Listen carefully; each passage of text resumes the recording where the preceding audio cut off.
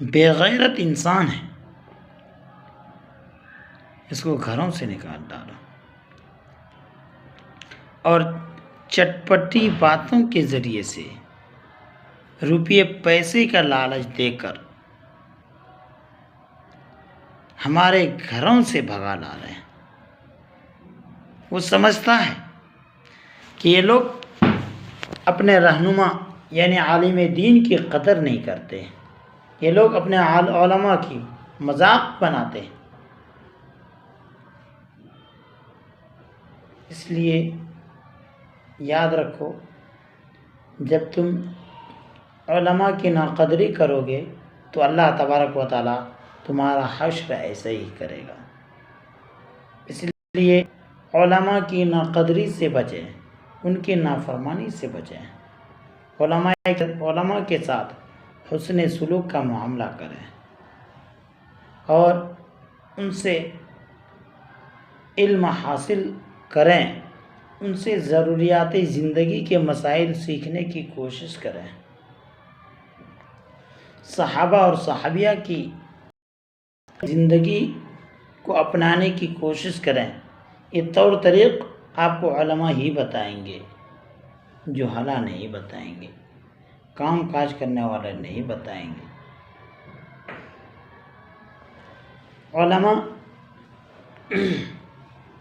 کا ایک فریضہ ہے، علماء کی ذمہ داری ہے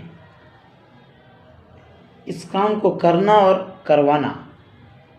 جب تم علماء کا ساتھ دو گے تو علماء تمہارا ساتھ دے گا، جب علماء کی نافرمانی کرو گے اور اس سے بے توجہی برتو گے تو علماء تمہارا ساتھ دینا چھوڑ دے گا۔ تو ظاہر سی بات ہے، جس کے گھروں میں دیکھا جاتا ہے کہ جو ہے عالم دین شوہر ہوتے ہوئے اگر اس کی بیوی اس کی نافرمانی کرتی ہے، اس کو گالیاں دیتی ہے، ان کی خدمت سے درکنار ہوتی ہے، پس پردہ ڈال کر رہتی ہے، تو اللہ تبارک و تعالیٰ اس کے چہرے سے محبت کو چھین لیتا ہے، کہتا ہے جاؤ تم بے غیرت ہو اور میرے محبوب سے تو اس وقت تم کلام نہیں کر سکتی، اس وقت تک مسکرا نہیں سکتی، آنکھوں میں آنکھیں نہیں ملا سکتی جب تک کہ تم میرے محبوب سے معافی نہ مانگ لو۔ لیکن آج ہم نہیں سمجھ پا رہے تھے کیا وجہ ہے، کیوں نہیں اس کے چہرے پر نورانیت ہے، مسکراہٹ کیوں نہیں ہے۔ تو اس حدیث کے ذریعے سے ہم کو علم ہوا کہ اللہ تبارک و تعالی کا محبوب یعنی علماء کرام کے ساتھ کوئی جو ہے بدسلوکی کرتا ہے یا کرتی ہے یا طعن و تشنیع کرتی ہے تو اللہ تبارک و تعالی اس سے محبت کو چھین لیتا ہے، تو اس کے چہرے پر تھکاوٹ کا بوجھ ڈال دیتا ہے، کبھی اس کے چہرے پر کھلکھلاہٹ نہیں ہوتی ہے، ہمیشہ جو ہے پریشان شدہ نظر آتا ہے۔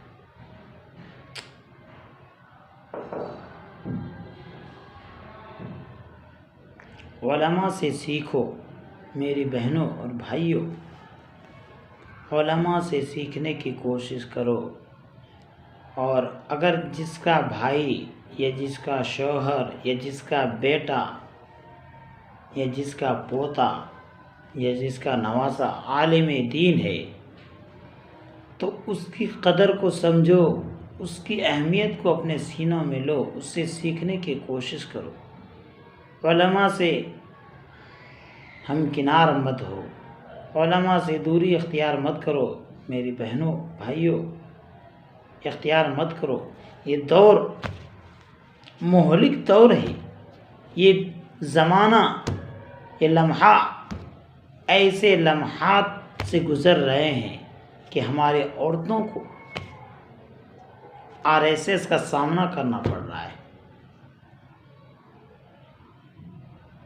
یاد رکھو علماء کی ناقدری کریں گے یا کرے گی تو اللہ تبارک و تعالی اپنا عذاب کا قہر دنیا کے اندر مبعوث کر دے گا۔ تو آج کیا جا رہا ہے، ہو رہا ہے، ہر طرف سے شکایتیں آتی ہیں، بے غیرت کی نگاہ سے دیکھا جاتا ہے۔ کیوں دیکھا جاتا ہے؟ وجہ یہی ہے کہ ہم نے علماء کی قدر کرنا چھوڑ دیا، علماء کو محبت کی نگاہ سے دیکھنا چھوڑ دیا، علماء سے جو ہے دوری اختیار کر دیا۔ تو ہم یہ نہ سمجھیں جس کے بھائی، جس کے بیٹا، جس کا شوہر، جس کا پوتا عالم دین ہے تو اس سے سیکھو، سمجھو، اس کو پرکھو، پرکھنے کی کوشش کرو۔ جس طرح مارکیٹ کے اندر تم جاتے ہو تو سونے اور چاندی کو پرکھنے کی کوشش کرتے ہو، اگر جو تمہارے درمیان معتمد سنار ہے تو اس سے پوچھتے ہو، ارے بھائی یہ سونا اصلی ہے یا نقلی، یہ چاندی اصلی ہے یا نقلی، اس چیز کو پرکھنے میں لگاتے ہو اور چیزیں کہ خود پرکھتے ہو۔ اگر اصلی، اگر اوریجنل ہوتی ہے تبھی آپ لیتے ہیں، ورنہ نہیں لیتے۔ تو دین کو پرکھنے والا آپ کے پاس ایک موجود عالم دین ہوتا ہے، چاہے وہ بھائی کی شکل میں ہوتا ہے یا بیٹے کی شکل میں ہوتا ہے، پوتا کی شکل میں ہوتا ہے، شوہر کی شکل میں ہوتا ہے، تو اسے کیوں نہیں پرکھتی؟ کیوں؟ یہ حالانکہ سب سے زیادہ تر ضروری یہی ہے کہ ہم کو قدم قدم پر ہم دین کے محتاج ہیں، کیسے چلنا ہے، ضروریات زندگی کے مسائل کو ہم کو سمجھنا ہے۔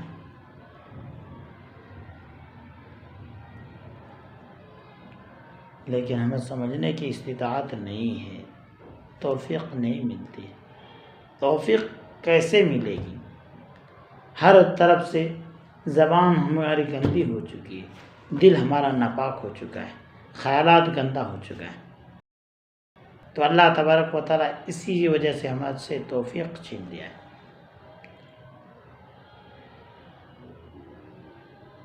تو اس حدیث سے پتہ چلا، اس خلاصے سے پتہ چلا کہ جس مرد کے چہرے پر خواہ وہ بھائی کی شکل میں ہو یا بیٹا کی شکل میں ہو یا باپ کی شکل میں ہو یا دادا کی شکل میں ہو، اگر وہ عالم کی نفرت کرتا ہے، ان کے اوپر کیچڑ اچھالتا ہے، تو اللہ تبارک و تعالیٰ اس کے چہرے سے مسکراہٹ کو چھین لیتے ہیں، اس کے چہرے پر ایسے انودگی ڈال دیتے ہیں، ایسی سستی ڈال دیتے ہیں کہ جو اس کو دیکھنا پسند نہ آئے۔ اسی طریقے سے ایسی عورت جو اپنے خواہ وہ عالم بھائی کی شکل میں، شوہر کی شکل میں، بیٹے کی شکل میں اور پوتے کی شکل میں ہے، اگر وہ نافرمانیاں کرتی ہے تو اللہ تبارک و تعالیٰ اس کے چہرے سے بھی نورانیت اور مسکراہٹ چھین لیتے۔ کیوں چھین لیتا ہے؟ کہ جب تم اس کی نافرمانی کرتی ہو، اس کی ناقدری کرتے ہو، تو تم کو کیا ضرورت؟ بیچ میں جو ہے محبت کا پردہ ہٹا کر جو ہے اور اس کے درمیان نفرت کا پردہ ڈال دیا جاتا ہے۔ کیوں ڈالتا ہے؟ وجہ کیا ہے؟ کہ جب تم جس مارکیٹ کے اندر گئے ہو اور وہ سودا تم کو پسند نہیں آیا ہے اور بار بار اس کی ناقدری کر رہی ہے، جب اس کی وہ چیز تم کو پسند نہیں ہے اور اس کی ناشکری کر رہی ہے، تو ناشکری کے نتیجے میں اللہ تبارک و تعالیٰ کیا کرتا ہے، جب مارکیٹ میں جانے کے وہ چیز پسند نہ آنے کے بار بار کریں گے تو اس کا مالک غصہ ہو جاتا ہے کہ ارے بھائی آپ کو یہ چیز پسند نہیں، ہٹو، کیا اس کی برائی کر رہا ہے۔ اسی طریقے سے یہ ہم انسان اللہ کی ایک امانت ہے، زبان بھی ہماری امانت ہے، ہر چیز امانت ہے۔ جو یہ سوچتا ہے کہ جو ہے میں ایک انگلی کا جو ہے ایک انگلی میں ایک تنکے کے برابر میں کاٹ کر ہلاک کرنے کی کوشش کروں، قطعاً نہیں، چونکہ اللہ کی امانت ہے۔ دیکھا جائے، سچ پوچھا جائے تو اللہ کی امانت کا جو حق ادا کرنا چاہیے ہم حق ادا نہیں کر رہے ہیں، نہ انگلی کا حق ادا ہو رہا ہے، نہ زبان کا حق ادا ہو رہا ہے، کسی چیز کا حق ادا نہیں ہو رہا ہے۔ جب حق ادا نہیں ہو رہا ہے تو اللہ تبارک و تعالیٰ ہم سے پوچھیں گے تو ہم کیا جواب دیں گے؟ بالکل نہیں جواب دے پائیں گے، کوئی جواب ہی نہیں ہے ہمارے پاس۔ تو اسی طریقے سے تو اللہ تبارک و تعالیٰ ہم لوگوں سے محبت کو اسی لیے چھین لیتے ہیں۔ تو اللہ تبارک و تعالیٰ سے ہم لوگوں کو دعا کرنا چاہیے کہ اللہ ہم سب کو جو ہے محبت بھرے انداز میں کلمات شکریہ اور تحمیدیہ کہنے کی توفیق عطا فرمائے، اور ہمیشہ تفکر اور تدبر کرنے کی توفیق عطا فرمائے، ہمیشہ غور و خوض کرنے کی توفیق عطا فرمائے، ہمیشہ عذاب قبر سے بچنے کی توفیق عطا فرمائے۔ اس طرح کی دعا کرنی چاہیے۔ کیوں؟ اور شوہر کی نافرمانی سب سے بڑا عذاب ہے، سب سے بڑا عذاب ہے، اتنا بڑا عذاب ہے، اتنا بڑا عذاب ہے۔ اللہ تبارک و تعالیٰ نے کہا کہ جس نے اپنے شوہر کی نافرمانی کی اس نے ساری چیزوں کو ملیا میٹ کر دیا، اور جب تک ان کا شوہر اس سے ناراض رہے گا، جب تک تمام چیزیں اس پر لعنتی کلمات پڑھتے رہتے ہیں، تمام چیزیں لعنتیہ جملہ پڑھتی ہیں، ظاہر سی بات ہے تو ایسی عورت کے چہرے پر کہاں سے نورانیت آئے گی، کہاں سے رونق آئے گی، کہاں سے اس کے دلوں کے اندر سکون ہوگا؟ ہر وقت اس کے دلوں میں نفرت بھرا ہوا ہے، نفرت کی دیواریں کھڑی کر دی ہے۔ تو اس لیے ہم انسانوں کو نفرت کے بجائے محبت کی دیوار قائم کرنی چاہیے۔ جب تک ہم محبت کی دیوار قائم نہیں کریں گے تو یاد رکھو ہماری زندگی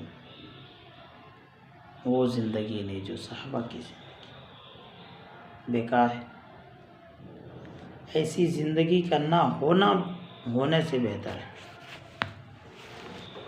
جو صحابہ کی زندگی تھی، جو صحابیہ کی زندگی تھی، ان کا آئیڈیل کو اپنانے کی کوشش کرنا چاہیے۔ صحابہ ہمارا ایک نمونہ ہے، صحابہ ایک ہمارا راستہ ہے۔ ٹھیک، دعا فرما اللہ تعالیٰ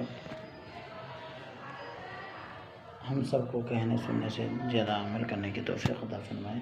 وما علینا الا البلاغ۔